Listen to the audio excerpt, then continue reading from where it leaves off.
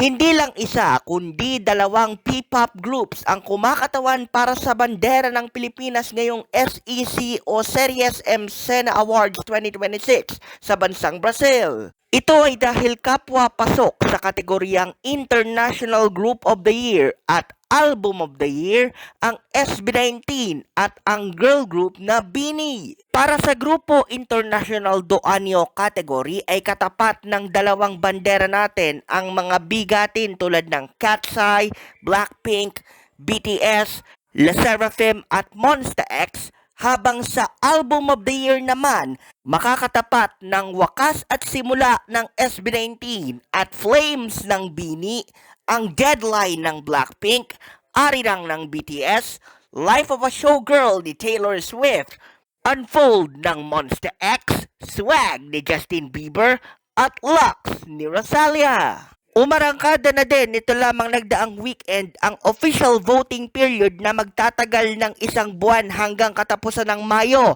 Pero ang twist, sa unang weekend at sa huling 3 araw o mula Abril 24 hanggang 26 at sa darating namang Mayo 29 hanggang 31 ay may 5 times vote multiplier ang bawat fandom. Kaya linggo pa lamang ng gabi ay nagte-trending na sa Twitter Philippines ang iba't ibang hashtag na may kinalaman sa votation period na to. At ang top 5 sa listahan mismo ng Pilipinas ay okupadong-okupado ng 18 at Blooms na parehong ayaw magpatalo. Matatandaan natin mga kamabuhay na parehong nanggaling sa mga matatagumpay na concerts ang dalawang grupong ito.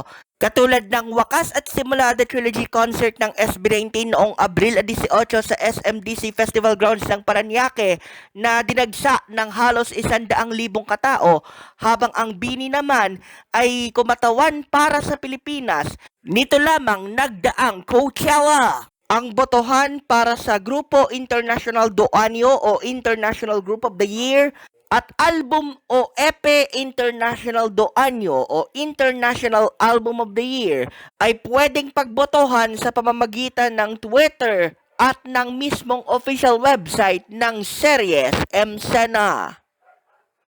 Ang taunang SEC Awards ay organisado ng isang media company mula Sao Paulo, Brazil, at ito ay kumikilala sa musika, artistry at pelikula ng iba't ibang artista mula Latino American community hanggang sa pandaigdigang merkado.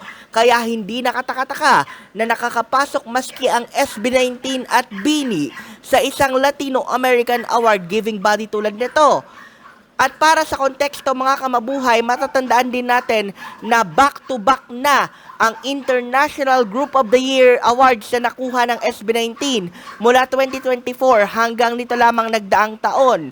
Kaya ang target naman ng mga 18, maka-3-peat o 3 sunod-sunod na panalo ngayong 2026. Pero ang mga Blooms, handa naman nilang patunayan na hindi lamang maingay ang BINI kung kailan panahon ng Coachella.